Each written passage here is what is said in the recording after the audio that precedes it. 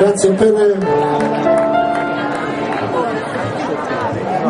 parlare anche un po' di vita, di quella che è stata un po' la mia, ma anche credo quella di tutti. Si va alla ricerca del passato, anche perché il passato credo che ci insegni poi a vivere il presente e il futuro.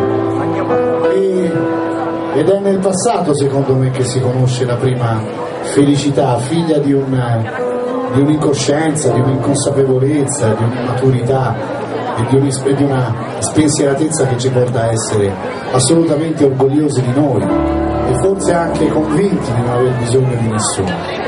E soprattutto quando si è piccoli si va alla ricerca degli eroi, quegli eroi che noi incontriamo nei fumetti, nei film, pensando che siano quelli i nostri punti di riferimento, e non ci accorgiamo invece di quello che ci circonda, la verità che ci circonda, la verità che ci sta vicino, la verità che all'inizio odiamo e non consideriamo, ma poi che impariamo ad amare e che sentiamo dentro di noi il dovere assoluto di proteggere, ovvero i nostri genitori.